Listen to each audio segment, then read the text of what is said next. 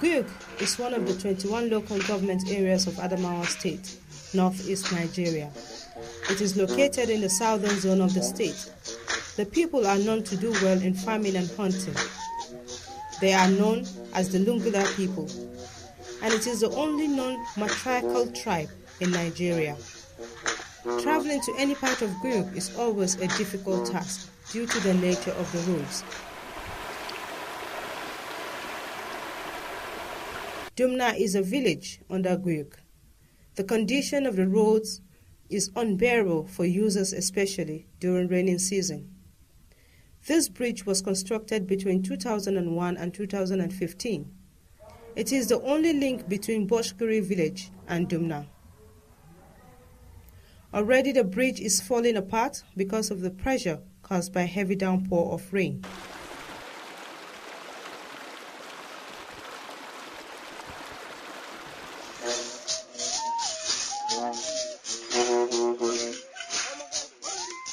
Arriving Dumna village, the reception was amazing. The crew was received with palm front, signifying the visit of important personalities. This is an old-time tradition in Dumna. It was amazing how the people were able to give a grand reception to the crew, even in their present predicament. They have lived in this condition for ages, neglected by government after government, yet they managed to smile each day, hoping for the better. Well, there are so many challenges we are facing here in Dumna. First of all, the issue of drinking water. The indigenes of Dumna, there are many population of people in this area, whereby we don't have drinking water.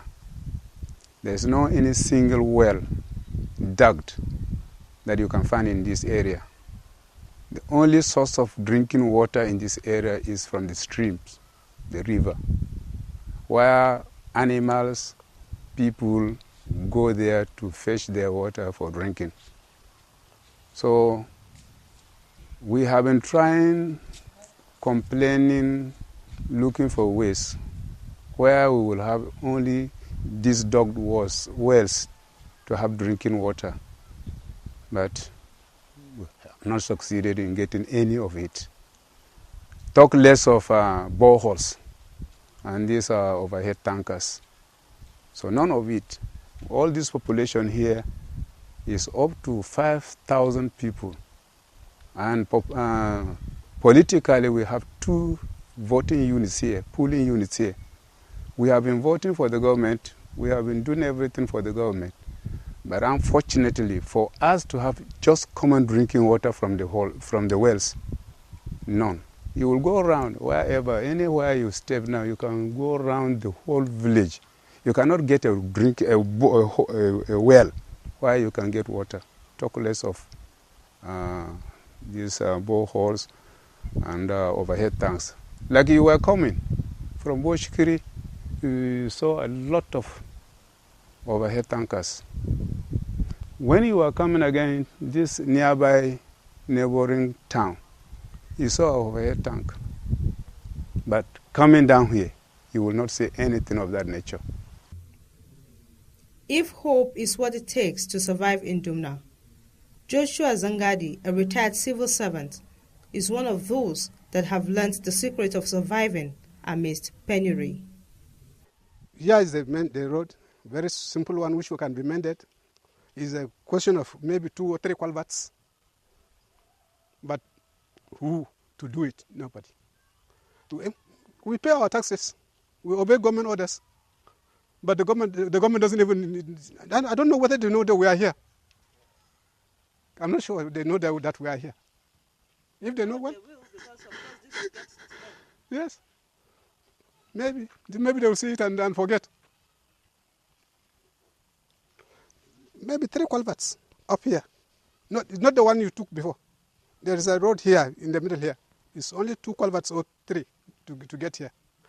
But it's only motorable in the dry season. In the rainy season, as the first interview said, if we got a sick person here and it rains, you have to bear your burden on your head.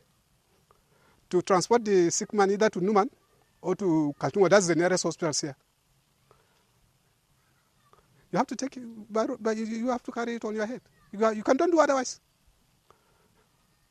Look at me, I have my car. I had to abandon my car in Jimeta because I cannot drive it here. What is of great concern to the younger generation of Dumna is the level of illiteracy among its youth. They are unable to compete with their contemporaries, and development seems to be eluding them. It's not supposed for a child to learn under a tree. So I did my primary school here, and from class 1 to 3, I take my lectures under a tree. So this will cause backwardness of the education of a child. So as a youth, I have this challenge. And since from then, up to date, there's no any government structure here. So this is the challenges we're facing. Just like many villages, the only source of water is the village stream. Disturbingly, domestic and wild animals share this water with the locals. More so, the irritating sight of the water does not deter the people from using it. This structure is the first clinic built by the community in 1983 through individual efforts. The building later collapsed. The only one now standing was built in 1988 through community effort and cannot cater for their medical needs. Joel Adamu is the village head. He has been on the throne for over 23 years now, and he is 110 years old. He is fondly called Baba Joel. He says the village is over 200 years old, and since then, no development has come to them. Kukanmu ɗaya ne, komai aka yi ba tare da ni ba, komai aka yi ba tare da ni ba. Na taba ce da ina da iko, wallahi da zan kaura wani kasa. Don an manta da mu nan, a nan a Dutse nan. Wato, kamar maganar ruwa da ake maganar ci nan, ba mu bol ba, an ba mu daya yana can a kasa can. Polwaya an kafa ba da mu ba. Ko menene za a yi garin nan ba samu kamar mu mutane ba. Shi ya sa muke kokokin nan domin ko gwamnati zai duba mu da idon rahama. Mu yanzu haka kamar muna gani kamar ci mutum wanda zai yi magana ji shi ne babu ne. Abin ya zama mana damuwa kwarai. Shi ya sa kokokinmu ya kai wajenku. Through the night, we drove from Dumna to Silin Tudu, a neighboring village. Wading through the bumpy and rocky road, it took about 1 hour 30 minutes to get there.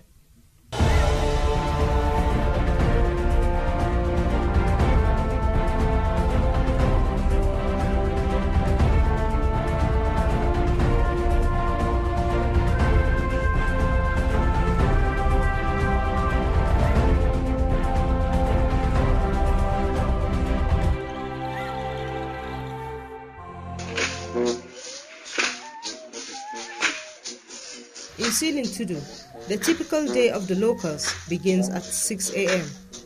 The first thing the women do is to set out to the stream to get water and do other domestic chores. During the rainy season, the stream is filled up with water flowing from the nearby mountains.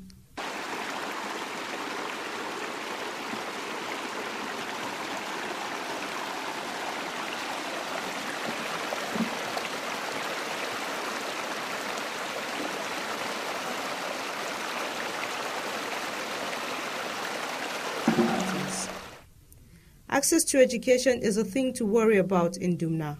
Many of the children from the village, we understand, have to travel long distance to get to school. We have junior secondary school and senior secondary school, also 2 primary schools. The one is up there and the one is here. So we want government to please help us in this education, because our children are suffering from lack of buildings. They have no notebooks and the rest. Health facilities are also lacking. Children and pregnant women are the most affected. To receive medical care, they have to travel to Guyuk town, which is about 1 hour drive. This community, it is facing a lot of problems. The problems the community is facing are these. We don't have a structure that is a government one. 1. 2, manpower, that is workforce of this place. We were having working personnel that were here before. The government would draw them, and now he has abandoned us. We don't have any person that is helping us in terms of medicine. Sometimes when there is an outbreak of a disease, it really deals with us due to lack of distance on ground. So seriously, we are facing a lot of health problems in this area. At childbirth, women here face difficult moments, but thanks to 2 local midwives resident in the village who are always on ground to provide helping hand. Hannatu Luka is one of the local midwives. She has helped in taking delivery of over 20 babies, a skill she acquired from her mother.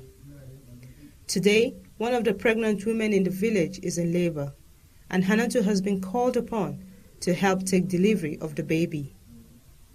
First, she has to examine the pregnant woman. She does this often amidst huge challenges. Ta samu na kuda sai a kira ni in je. Na je zan taba ciki. Ga yadda ko yaro ta juyo ne. In ba ta juyo ba in jira. In na zauna, in na ga ya juyo sai in ce ta yi hakuri.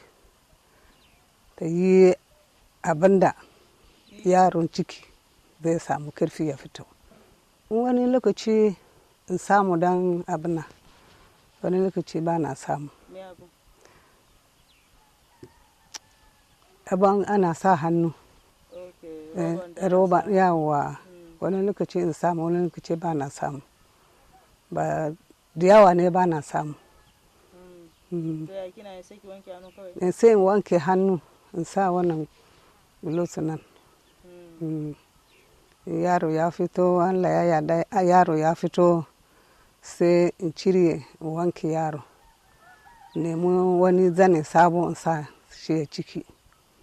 Ajiye ta. To ya kike yanka cibiya? Ina sa wani dan zare. Sai nemi reza sabo yanka. At Government Day Secondary School, Silin Tudu, the story is not different. The structures of the school vividly depict the story of a community whose children faces a bleak future. This place you see, it is GDSS Silin. It has the GDSS and the primary schools are merged in one compound. It's a problem. And it is for this reason the school is operating on shift. Shift in the sense that the primary school is operated in the morning session. Well, the 2 schools, that 2 higher school, secondary schools, the junior and the senior are operating in the afternoon session, which is not supposed to be like this. The conditions of their roads are made worse by heavy downpour of rains. Most parts of the roads have been washed off. To make the roads passable, members of the community have taken the responsibility to make the road better. What the people are asking for is a quick fix to help attract meaningful development in the area. This is how we suffered every year in our community here. As you are seeing people walking, they are now trying to protect the road through erosion. So during rainy season like this, we face a lot of problems. That's why you see the people coming out to make the road good for them for easy movement. This is how we suffered for many years. For many years, this is how we suffered to make ourselves, because if we did not do like this, definitely we will not have access to shift our goods down to where we want to sell or we buy. Johanna Jediel is the village head of Silintudu. He is worried that his people have been abandoned despite their participation in every electoral process. But he is hopeful that one day they will smile. People used to come here, seek for our votes. We will take our votes collectively and give to them. When they go, they have gone. None of them will turn back and come and see whether there are people here. If they go, they have gone. And in terms of this road, as you have seen my subject suffering for amending this road, that's the work we used to do every day. Every dry season, we will come out with our wives, with our children. We come and pushing these big stones, you see, pushing them on the road. That is, we push them on the side of the road, simply to find ourselves whether we will use our mobilities, that is motorcycles. We are tired, and there is no how we can do. We have to vote for them, as these politics are continuing. We can't stop voting for them, but we will still vote for them. When they come, we'll give them our votes. We should continue voting them. What can you do? Because we don't know who will come and help us here. At times will fall on who will come and hear our cries here. So we will continue voting for them. Whether they come do something for us or not, we'll continue giving them our votes. On the other side of Silintudu is Chikila village. In Chikila, basic amenities like electricity and potable water supply exist. Extending this to Silintudu, which is about 30 minutes drive, has been a challenge. This is the government primary school in Guyuk town. Presently, the school is a shadow of its former self. The structures are falling apart and the school is fast losing its glory. From Guyuk to Falu, a neighboring village, the story sounds similar.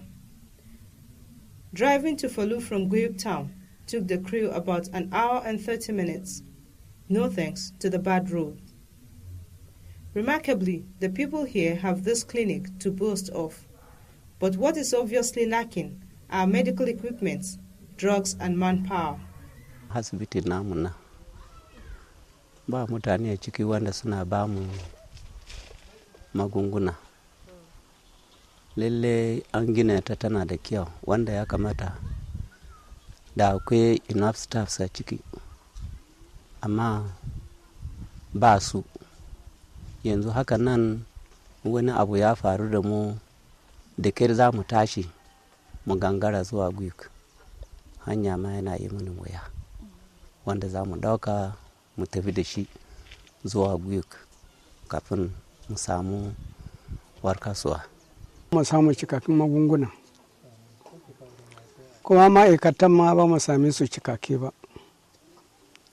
A kawo wannan bai zai jima ba sai a komar da shi. Canji yanayin yawa. Sau da yawa muna zuwa asibiti wai ba magani.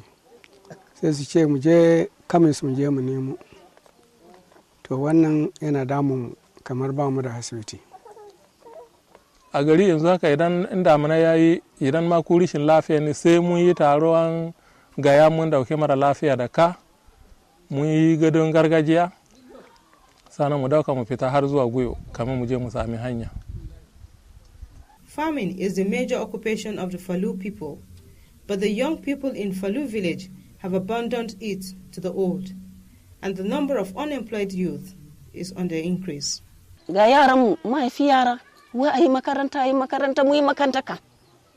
Yara gashi muna kokarin makaranta, gashi sun gama, muna zanne da su yanzu abun ya zama mana damuwa gida mun zama dukanmu ba abin nan ba iyayen ba yaran ba gashi abun sai zo zama kamar yan sha kwaya ne kawai kamar mun tura su gaba su je su koyo wani wuri su dawo mana yanzu kukanmu makarantar tun da an dan san mana a dan bude mana gaban yaran nan mu zana kusa da su kila in tarbiya ne ma za mu yi musu to in sun fita suna samun nebo sa waje abin nan suna kawo mana gida yana zama da damuwa.